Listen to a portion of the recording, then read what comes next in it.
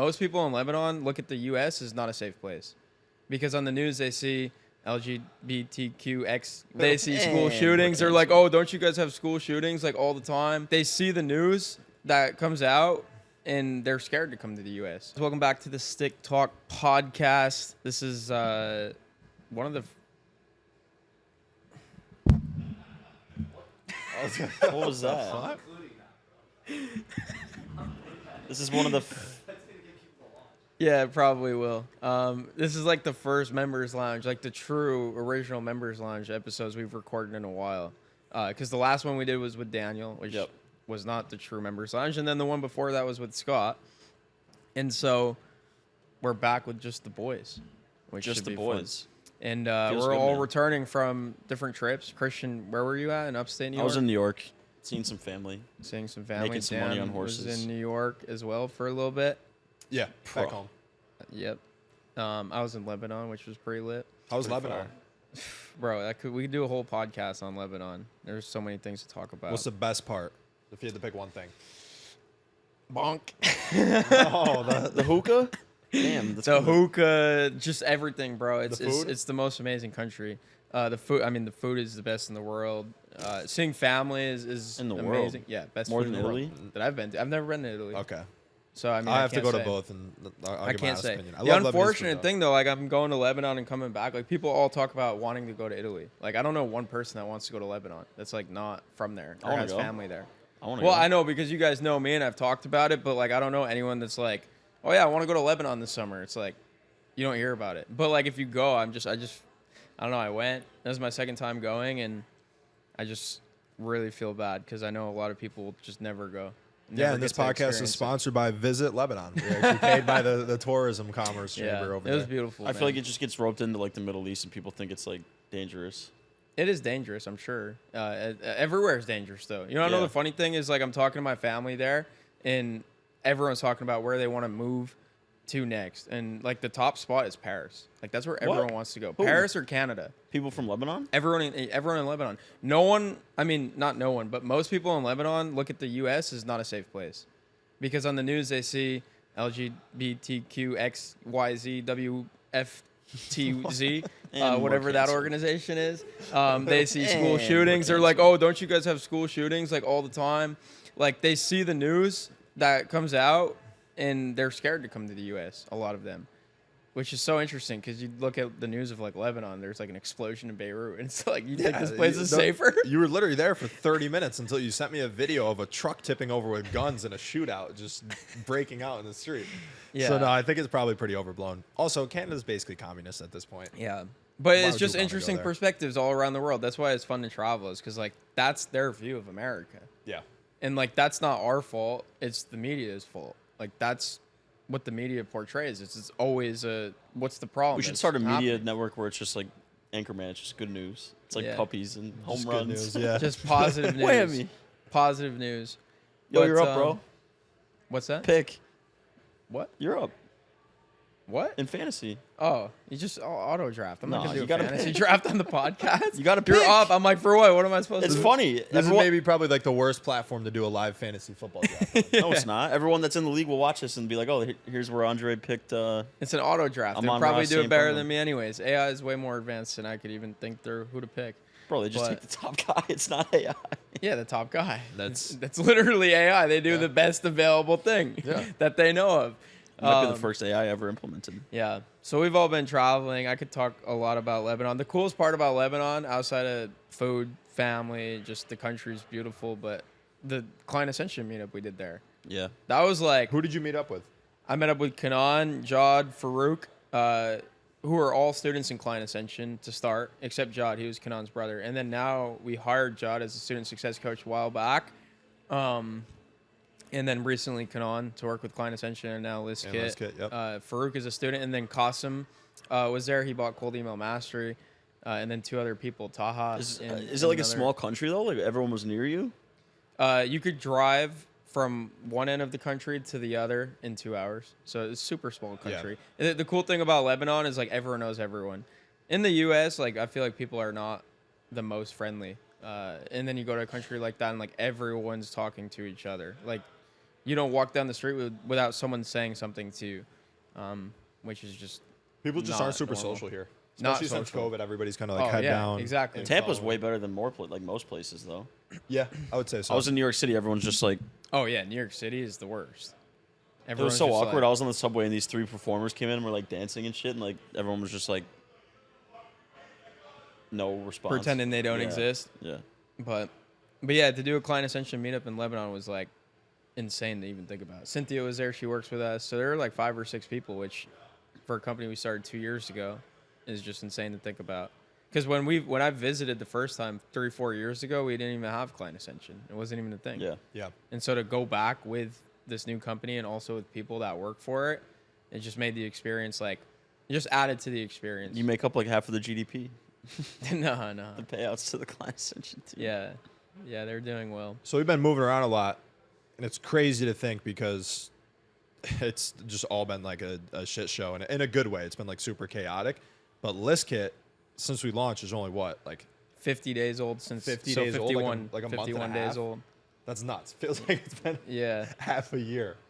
And well, I mean, it's been like 3 years building it, but the product went live finally 51 days ago. It's crazy though that it hasn't even been 2 months. I mean, that's been a crazy, different experience, super insightful, lots of learnings. Just because when you're working on an agency or you're like a service provider, if something's going wrong, you can kind of just go in and fix it. Yeah. And fixing issues in a SaaS company are so much more complex. You don't have control. Yeah. You have to talk to the dev team, then they get back to you, and then you have to make another decision on the fly. But it's not just like coming up with a new offer. Everything's like hard coded, and like you just can't like change that quickly. I guess for you guys, what's been the biggest difference in running a software company, like a true software company, because ListKit was really just a service-based company before, versus an agency or like a coaching program about a month and a half in? Yeah, way different, bro. And for the audience, just for some perspective, because this gets talked about a lot, is like, what's the best business model to start with? We started with an agency, which we scaled to $100,000 in 2 years. It took us $100,000 a month. And then we went into coaching while still doing the agency, obviously. And then we scaled the coaching up over the course of the last 2 years. So 4 years doing agency coaching, and then now SaaS. And each of them are very different experiences. We could even talk about placement too, which is a whole nother business model, which is becoming more and more popular. But for SaaS specifically, yeah, it's way different.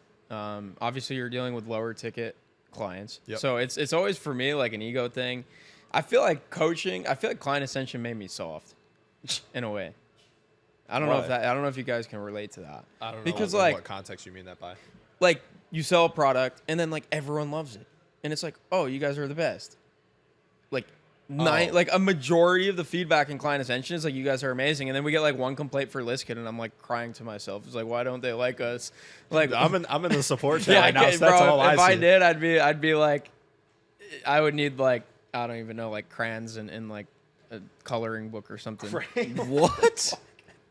I would just troubled autistic kid. Yeah, literally. I want to know how to handle it. Like, no, literally, Client Ascension I think made me soft because it just completely distorted like my perspective of like running business. Is like not everyone is going to be happy with you, and it's not like everyone in Client Ascension loves us, but like the whole vibe of Client Ascension is very positive and it's fun and it's like buddy, and then ListKit's like back to like what business is really designed to be, and it's just like a whole different experience. So I'm so glad we got back to the trenches of getting people angry with us. And it's not even just getting people angry. It's just like there's a really strict way to do things to build a business.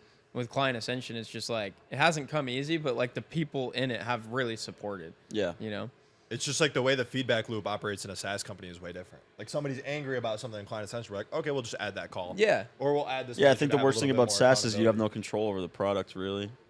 You do. We can't solve It's like issues. someone says, "Oh, I'm having trouble logging into my account." It's like I can't go into the back end and code a fix. Yeah. Like it's like you have to communicate it to a dev team and then get some response back as to how this is going to be fixed, how long it's going to take. Yeah. And then you go to the angry customer that's waiting there to log in, and they're like, "Well, is it fixed? Is it fixed?" And like you don't know the answer, so it's just the whole bridge from customer. I will say though, we are super fortunate to have Oliver and also like our dev team in-house because the rate at which they've been making improvements is insane. Like we're spoiled, like you said, with Client Ascension because like it's a service-based company. Like you fix something super soon.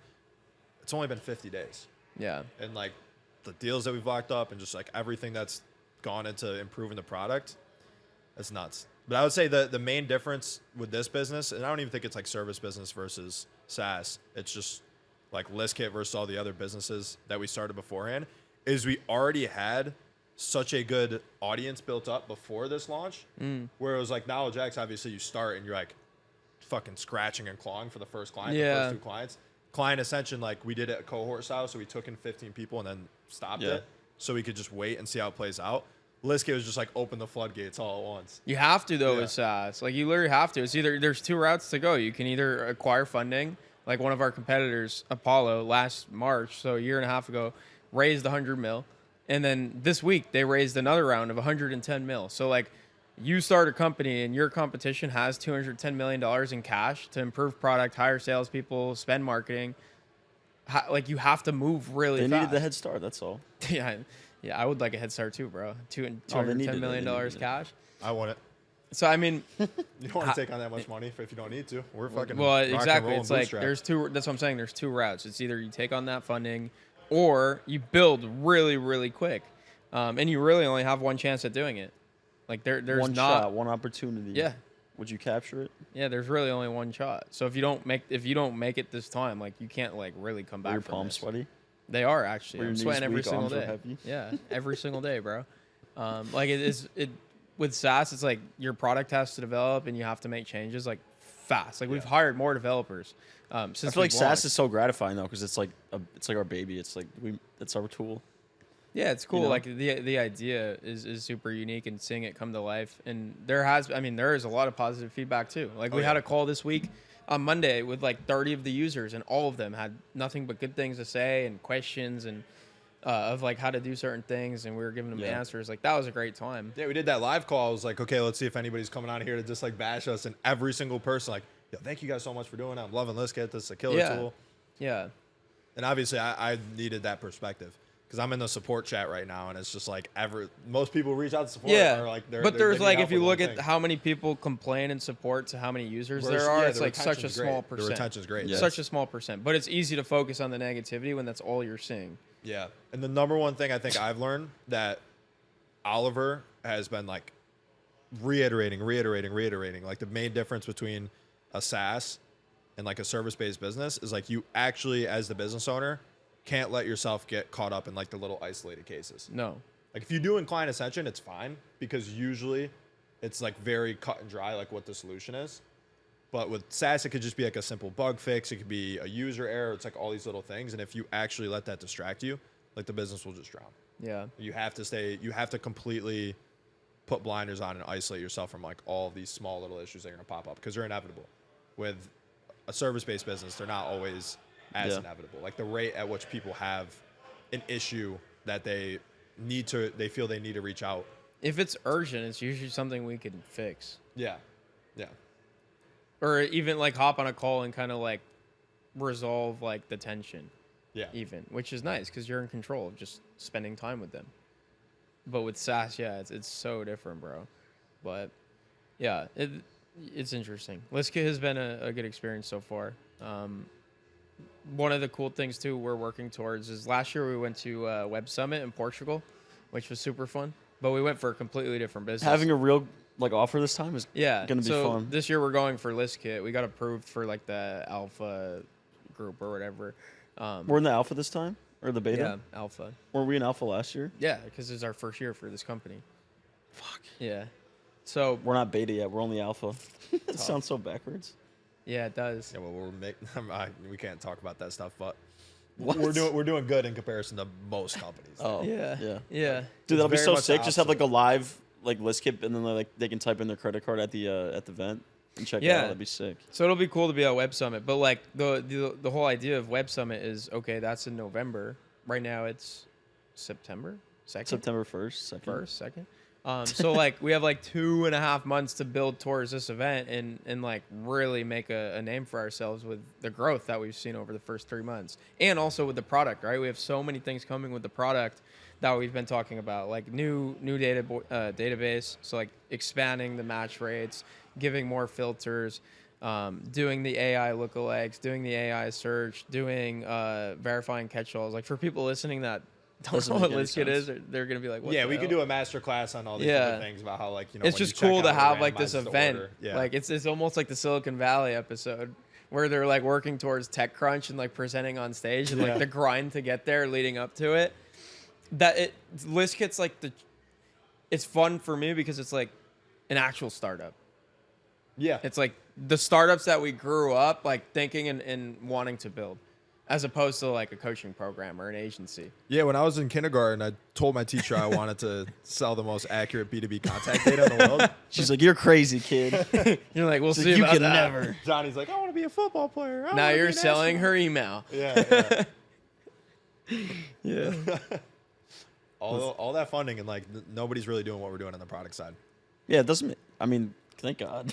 It's like I don't understand why. Well, a big part of it is our boots on the ground, like the Client Ascension community, the cold email. You think at that point community. they just know they have such a good user base they don't really care enough to? No, I think we're just like also so involved where like they just don't know cold email enough to know what to add. They can't possibly have the same feedback loop that we have because we have access to 300 active clients on Client Ascension side who are actively like, hey, I'm running these campaigns. This is what I'm seeing. This is an angle. And then think about also the second variation of that. Those 300 clients, a lot of them are lead gen agencies that also have clients. So we're getting insights also from there. From them. Like, it's like a crazy web. We're constantly talking to people that are using every single data platform there is. Yeah. It's like every like potential improvement slides across our desk. Yeah. I think that's more that than that's the we're competitive advantage. Yeah, we're like, I don't know if like anybody else at the other data companies constantly is looking at hundreds of campaigns reaching out to thousands of prospects per month. Maybe, but probably not at a founder or an executive level. No, definitely not, because they have such a massive organization to operate, and that's kind of like the benefits that obviously is going to wear off. But yeah, think about it. Apollo has 450 employees. Yeah, and they're scaling to 1,000 employees. I think we have 5 founders and like 5 or 6 developers, and now a customer support person. But they probably have such red tape to like roll out a feature. Like probably takes months. Yeah, like a decision-making hierarchy. Yeah. Or to change like one process with the sales team, how long that actually takes to circulate. Right now they have 350 salespeople. Yo, Christian Watson or D-Hop? This guy still drafting. Neither. 2 bad picks. What? I don't like either of those guys this year. But yeah, different experience. Yeah, it's fun though. Like we're going to Web Summit. It's gonna be a good time. We're traveling quite a bit. You're going to Europe, correct? Yep. What part? This next 2 months is going to be fucked. I'm going to Myrtle Beach on Tuesday until Sunday. That's not fun. Yeah. It's a golf trip with my day one homies. It'll be great. Hope you make it back safe. I was going to say. And then make sure you're wearing some Kevlar on the first tee. I mean, we're going to like TPC Myrtle Beach. It's like a beautiful. Anyways. It's a nice place. And then I go to Amsterdam, Germany, and Italy the following weekend. And then we're back, and then we do Funnel Hacking Live. And then Amsterdam, Germany, Italy. That's drugs, beer, food. You're just going to come back just needing a cleanse. Not a drug guy. But and then we do what? Funnel Hacking Live, and then Miami trip for the podcast.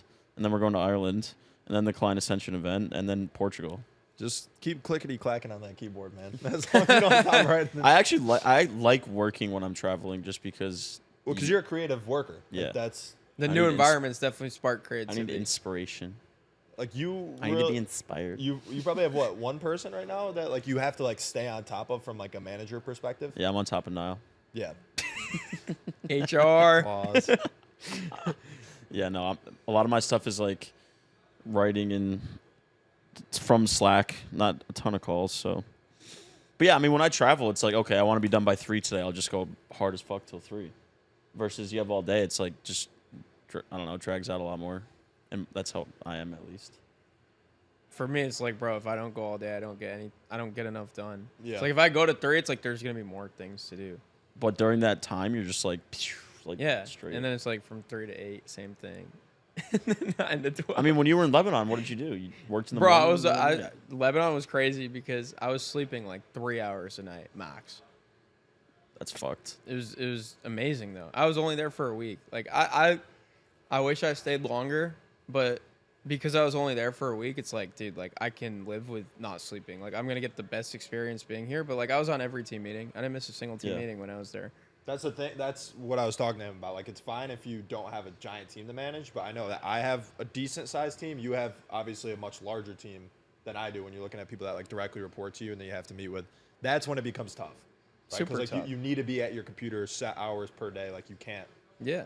You can't do certain things from your phone. I was listening to Ronnie Coleman.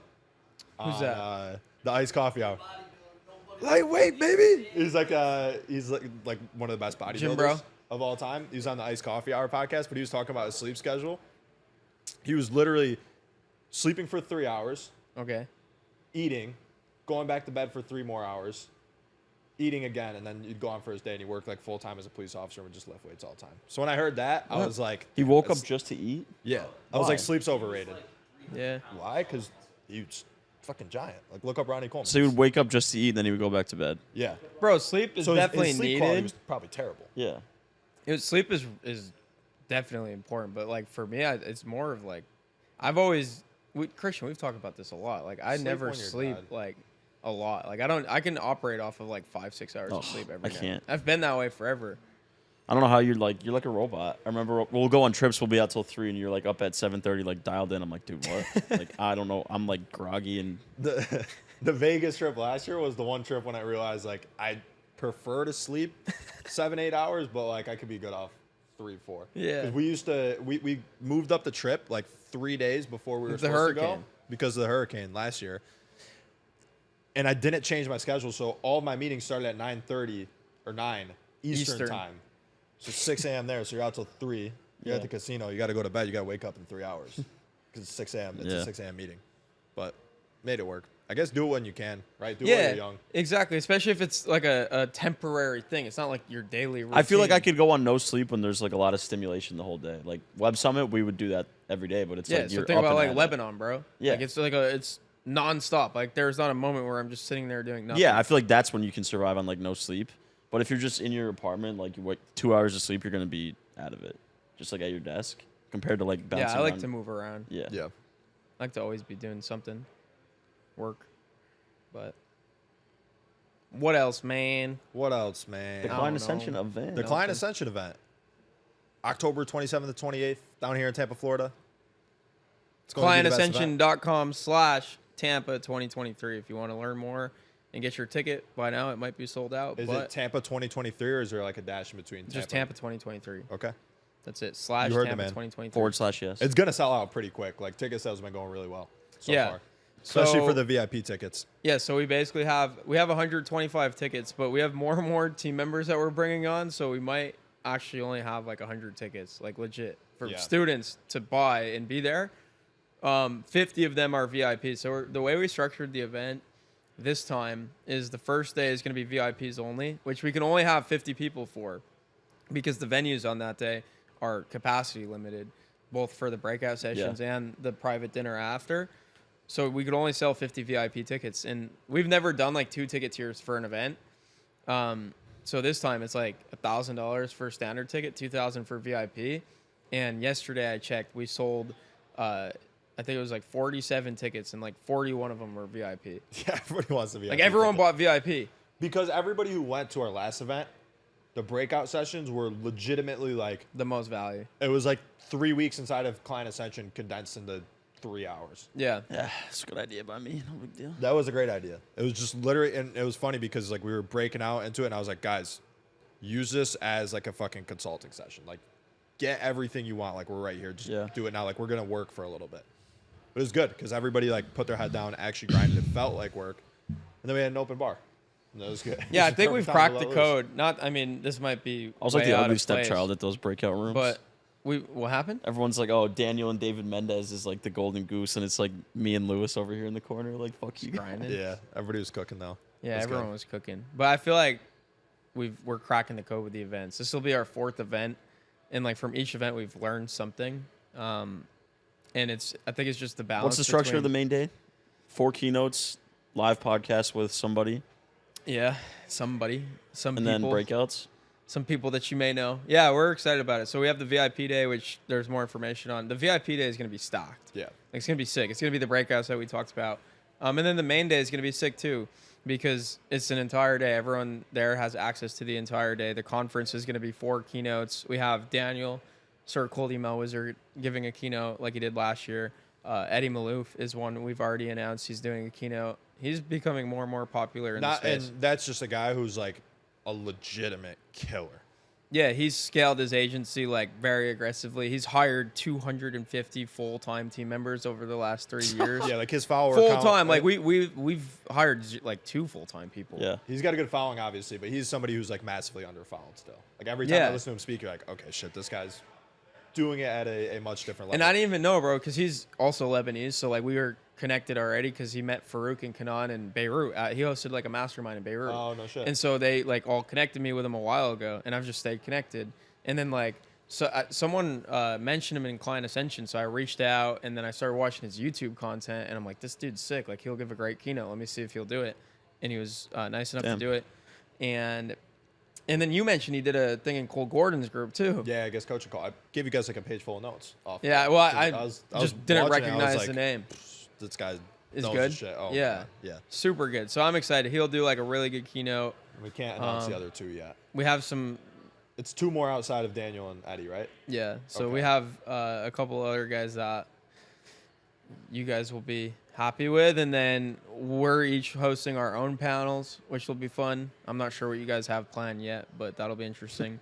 And then we have one live podcast, not a Stick Talk podcast, but someone else's podcast that's going to interview all the Client Ascension founders, which is going to be like, it's going to be sick. It's like an experience that you've never seen at an event, bro, with Q&A from the audience and everything. So it's going to be. I'm going to do a content panel with like Grant, Mason, and Ben.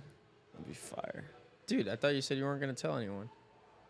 I'm just throwing a smoke screen. I'm throwing a smoke screen. He's like, wouldn't tell me. I asked him yesterday. He's like, don't worry, I got a plan. Yeah. And then today he's like, I'm going to do this, this, and this. Verbal copywriting. It's going to be sick. No, that'll be fire, bro.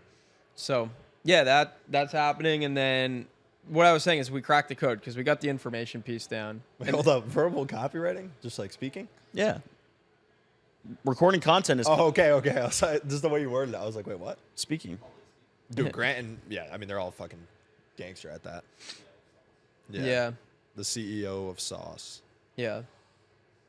So I was saying, yeah, we cracked the code on the events because we got the information piece down. This is the first event we're bringing in outside speakers and actually putting budget towards that, which would be dope to see like the receptiveness and what people think of hearing from like people outside of Client Ascension, because Client Ascension has a bunch of killers. Like we could do an event with keynotes for just people in Client Ascension and it'd be baller. Yeah. And we did that last year. People We've loved also it. done a good job realizing like you need to make the events not just educational. That's what I was getting at. Make them a fun yeah, time. so it's the balance between you got the information piece down and then the fun part. So after the conference at this event, we're gonna go on a 130-foot party yacht. White party. That actually charters for 3 hours. Should we do a white party? With a DJ, a dance floor, a buffet dinner, an open bar, and so that's gonna be a movie. Yeah. And so it's the balance. Like you were saying in London, it's like you're in the breakout sessions just like consulting for 3 hours, and then you just go to a rooftop with an open bar. And it's like the perfect balance. To see you. They're connecting with people they've only been friends with online. They're spending money there from their business. Like if I'm gonna make it a business expense, it's even better if it's also doubling as a vacation. So you gotta show them a good time. You gotta have the liquor flowing. It's a must. Chief Fun Officer. It's when it comes out of me, bro. Yeah. So yeah, that'll be the event. What else for the event? Anything?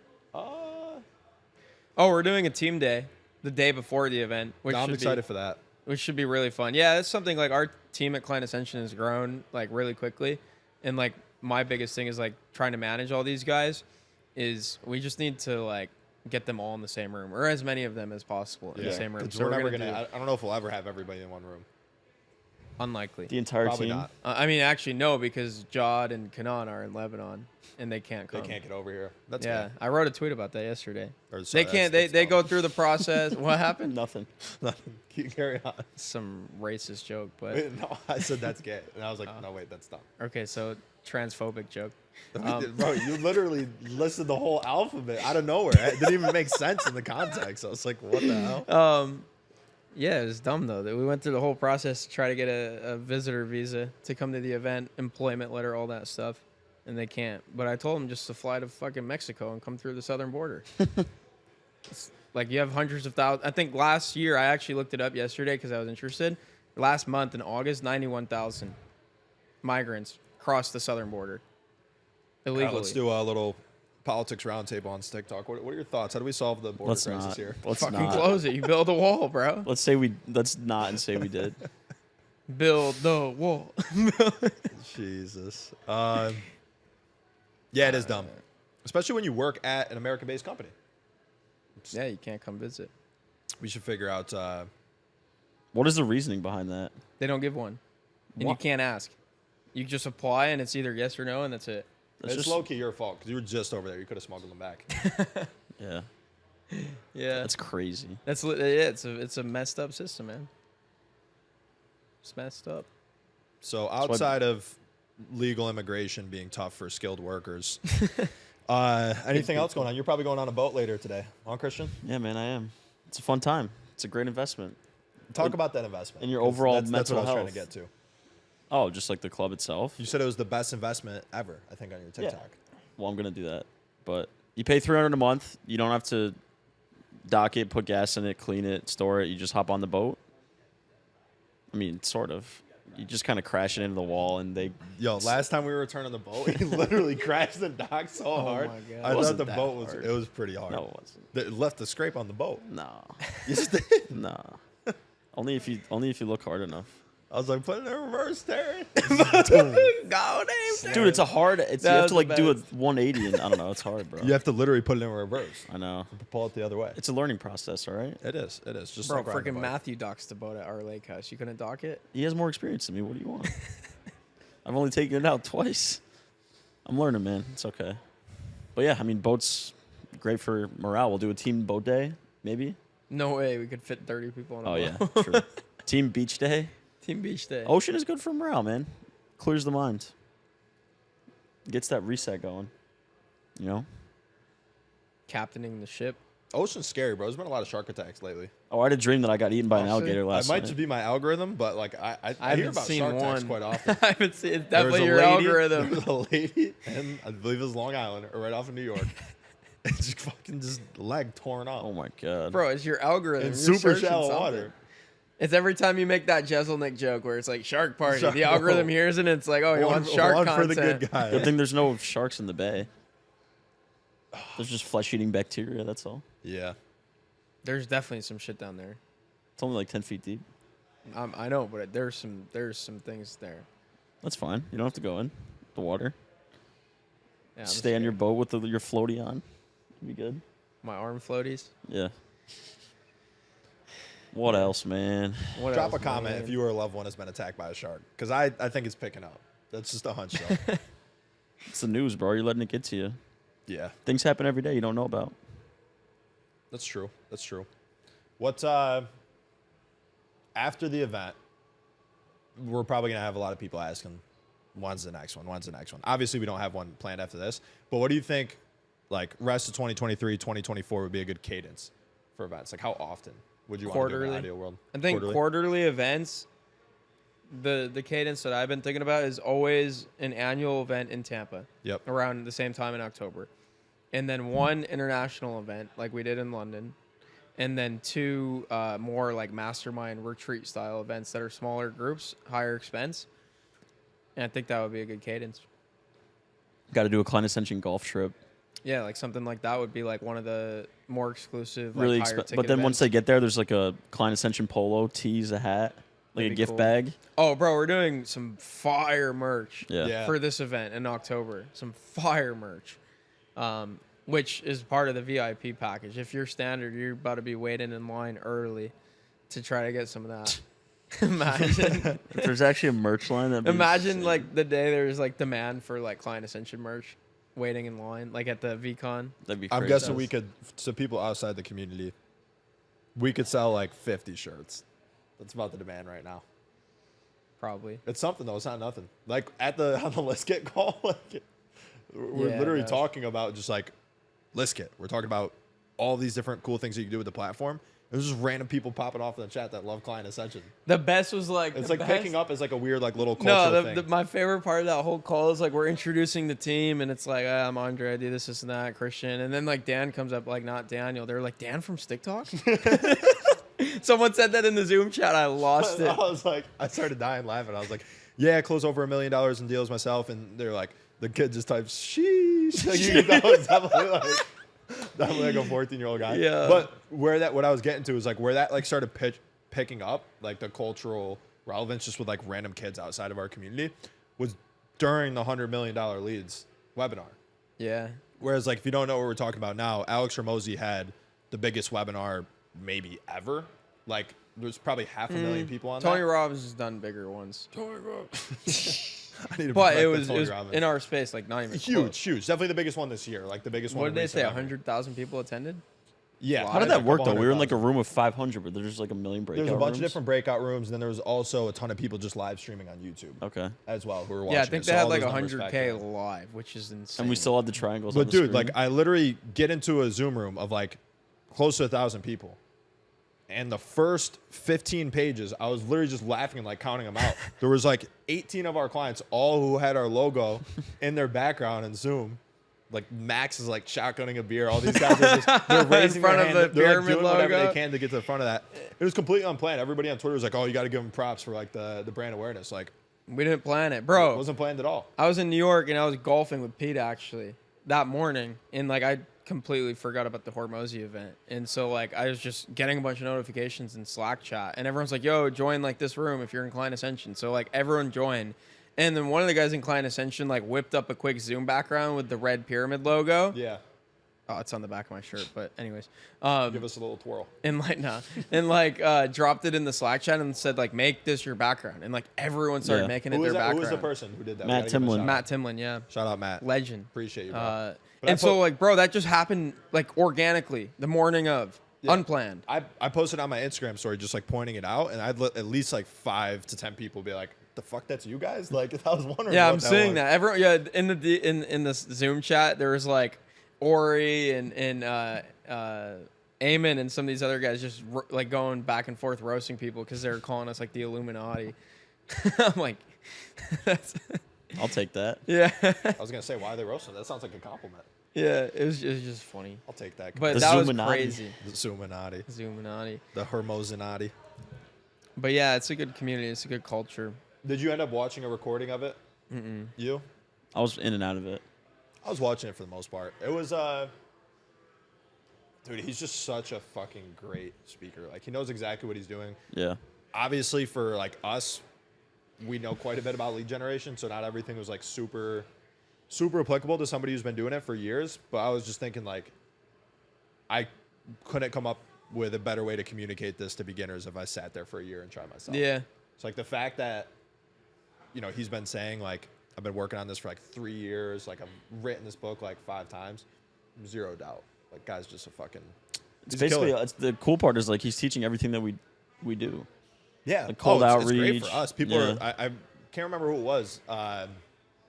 Random conversation. It might have been a sales call, but they were asking about Hermosi. Like, oh, you worried that when he puts the book out, like that's gonna hurt you? It's gonna send us traffic. Like, no, it's literally the best thing that could happen for us. Now everybody knows they need lead generation because Hermosi said so. He literally says cold email. Yeah, we just sell the implementation.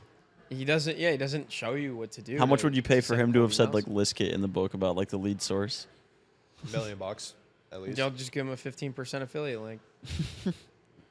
Same as anyone. That shout out's probably worth like 7-8 figures though. Yeah. Dude, he'd respect it. He won like 3 cars from the ClickFunnels affiliate program. That's what I'm really excited for. I was talking to Daniel about this last night, but like the ListKit affiliate program, I think is honestly like our biggest opportunity. We could give some cool stuff like free Client Ascension access if you hit like a certain benchmark or free ticket to the event. Russell Brunson gave away like cars, like Lamborghinis. I mean, we're not there yet. No, but like we'll You absolutely could though. It's just get a numbers there. game. You get to a certain number and you hit that. Yeah. Like that's the game we got to be playing. That's why like ListKit Client is Ascension different. scholarships courtesy of ListKit would be sick. That was the one great thing that came out of our experience with the company that we did go to Web Summit with last year. Is How we to actually run an understand affiliate how to run an program. affiliate program. Yeah, everything works for a reason. Yeah, everything happens for a reason. it's You weird don't how- understand it right in the moment, but it's like, okay, now it makes sense. Yeah. Yep. Because that experience in the moment, it like sucked. It was like the worst. I mean, it's hundreds of hours of labor and $0. Yeah, no return. Yeah. But all happens for a reason. Like I said, that was one of, for context, that was like an agency we started working on last year. That we probably spent like 6 months on, and we spent money and obviously a lot of time. The idea just didn't work. Yeah, it just didn't work. So like even with Client Ascension and KnowledgeX and ListKit and all these things we're talking about, like we had a big failure like just last year. Sometimes you just don't bet on the winning horse, right? Yeah, I just think that stuff doesn't get talked about enough. Like most people probably hearing that for the first time. Like we had an agency that just completely flopped like last year. Ben was talking about this on our podcast. It's like if you hit it like right nail on the head, like perfect opportunity vehicle right in the start, it's actually probably going to hurt you down the road. Like I think it's a red flag if you don't fail at things a couple times. Yeah. Well, if you get the opportunity vehicle, you're not going to have the experience to know how to capitalize on it. Yeah. Like before we ran KnowledgeX, our agency, we had an agency that failed, right? Multiple. Yeah. Multiple. I did at least. Your call. Chill, bro. Expand your brand.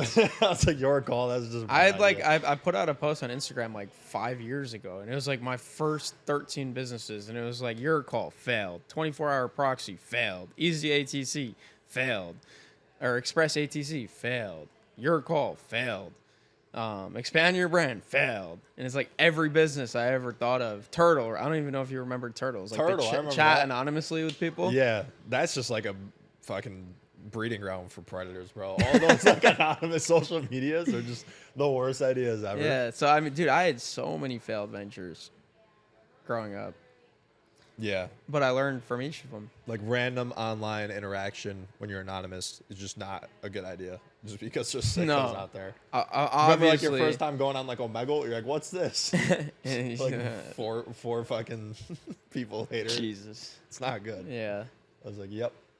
It's enough internet for the year. Yeah. Back in high school. Oh, dude, my enough internet for the day was when I was on TikTok, and this like, I got a like from an AI girl, and her profile was just like AI videos, and like the comments were guys like simping. I'm like, this can't be real. It's definitely real. Those guys are NPCs. No, who was the one girl who like sold like Karen? AI? Yeah. It was Cutie just, like, Karen. She basically made herself into like an AI OnlyFans model. I hope I'm saying no. Chatbot, not an OnlyFans model. Chatbot. My bad. It's like your AI girlfriend. Your AI girlfriend. That's what I. And it's like her voice. Yeah. And it's like $1 for 30 seconds. Yeah, she made a bag. She's still raking it, bro. Yeah. Please, bro. I'm a subscriber. He's a platinum member, bro. He gets hour-long conversations. Yeah. Actually, Christian, talk about TikTok because I don't think you've actually with Mason and Ben we talked about it a little bit, but you've had some videos blow up. But we haven't talked about your TikTok really. Yeah. I mean, for me, it's like every time I get a shower thought, I just put it in my notes app, and then I try to like sprinkle in some controversy to piss people off, and people get in the comment wars, and I just sit back and get the views. I don't know. It's a fun game though, because it's like training. I like to call it verbal copywriting. It's like if you can get a hook that's good enough and storytell properly, it's going to go viral. So you can get a direct feedback loop on how good is my storytelling right now, how good is my, hook in my copywriting.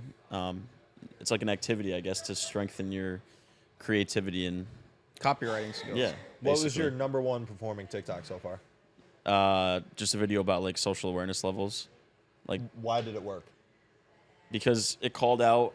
It was like I used the airport example. Like everyone gets up at once to board the flight. People just like every comment was either like I'm a genius then because I said like if you have good social awareness you're smart.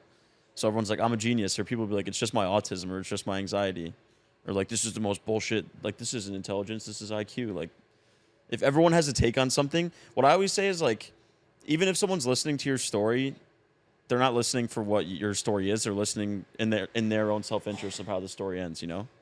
Yeah. Like if you're hearing a mob boss tell a story, deep down the only reason you really care is because you want to hear how it ends. Like you don't care about that guy, right? Yeah. So you're saying the reason why it worked is because the reason why videos you started it off saying, "Hey, this is the way to tell if you're smart," and people wanted to see if they were smart or not. Yeah. The people listen to things because they just want to. It's their own self-interest. Like they're either validating their own ideas by watching your video, or they're like, "Fuck you," like that's wrong. So like either way, they have to have like some kind of reaction, is what I've noticed.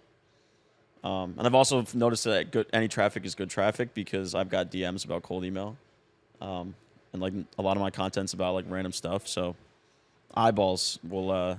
It's like cold email. Like you send 100 emails, you get 2 responses. You just filter out the people that aren't looking for what you have. Same concept. Then you send 10,000. Yeah. Or like 5. Didn't you get like 5 mil on it? Yeah. TikTok. I was like that video's at 5.2 million. Yeah. How many dates have you gotten from TikTok so far? Dates like 2 or 3. Bro, last night we got out of the Uber by Bar Howard, and some girl's like, "I know you from TikTok." I was like, "Whoa." That was like that was weird. That's always like a. It's motivating though, dude, because if you can grow like a large personal brand, it all funnels into your business and just the opportunities too. I feel like that's like the biggest sign of status is like a personal brand. Status. So, like Mason, people think that dude like they respect his course more because they respect him more. It's like the more respect you earn, the easier it is to sell people. So you're just trying to sell us something? This guy's a course. Oh, I don't have anything. This video, the truth about CB writes copy. When Mason goes on live, people will be like, "You're just selling a course." He's like, "Yeah, and that's the best." Oh, here comes a course pitch. Like, yeah. Why else are you here? Why else would I be making TikToks, bro? Yeah. Of course I'm trying to sell you. Wait, it's like I'm passionate about making TikToks. Yeah, it is fun though. Just like an idea that pops into your head can go viral. It's like addicting. But like, what's wrong with selling somebody on something? Nothing if you have a good product, which I know we do. That's what I'm saying.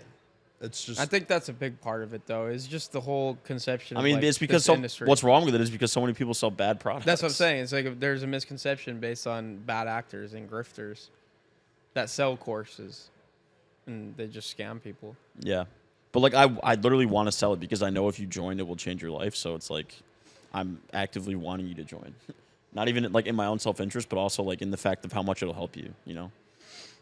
What else, man? You got any comments on this tweet? Let's see. Probably not. Hey, what's the boat? Not that famous. We got one. What should we talk about? Artificial intelligence. That's an NPC response. That probably wasn't even a real person. Got a response from Eamon on Instagram. How many hours do you guys work per day? Dude, this guy's everywhere. I fucking love Eamon. He always asks shit about in the trenches asking questions. Yeah. Hours per day, I'd say like. That's why he's crushing it, bro. Yeah, he is. He had a good offer pivot, right? He went from short form to YouTube. That's good. Yeah, and his YouTubes are solid. Yeah. He does really great work. Hours per day. I mean, right now I'd say about 27. Yeah. I mean, if I'm taking a nap 30. in between. Yeah. Probably 9-10 hours a day, and then on the weekends. It's been busier on the weekends, usually like 4 or 5 hours a day on the weekend. Bro, like this has worked. I mean, Stick Talk is not like just let's show up and record a podcast for fun. Like we're obviously trying to do this. I hate everybody in this room. No, but like I consider this is time that I'm working right now. This is not like this is work. Like we pay for a podcast to be produced. Like the podcast promotes our personal brands, our business, everything we're doing. Like this is work. It's so funny because to people outside of the business world, if they meet me, they're like, "Oh, you do a podcast?" I'm like, "Yeah, that's the fun part. Like, that's not the business." Yeah, it doesn't feel like work. But like, did we hit 3K on YouTube yet? Like, it just funnels into the business too. No, because not enough people are subscribing. Yeah, what is that? I don't understand, guys. Like, please, sir, everybody just stare directly into the camera and just why not? Why not? Yeah, it's like tap that little button. It's right there, just asking to be touched. Mr. Producer is like. It's like, please, sirs, if we don't hit quota this month, I'm fired. Yeah, Scott's life hangs in the balance. Well, if you're the 3,000th sub, we'll give you a free virtual hug. We'll buy you a sub. Virtual hug. The 3,000th sub gets a sub. That's a good one. If you live by Publix, little pub sub. Wegman sub, man, I missed that. Yeah, I had one the day before I left. So good. I'm like, the moment I get back, I'm going straight to Wegman. It is pretty cool though. Like, if we just continue doing the podcast for long enough, it just continues to grow. Yeah. Like, it only goes one way. It's obviously been super slow. The growth has been slow, subscriber-wise, which I don't know if that's typical. We're all new to YouTube, so we're still learning. But subscriber-wise, it's not really, like, at the ratio that other channels are at in terms of views and watch hours. Like, our views are pretty solid, and watch hours are really strong. Like, people are watching our content for a long time. Yeah.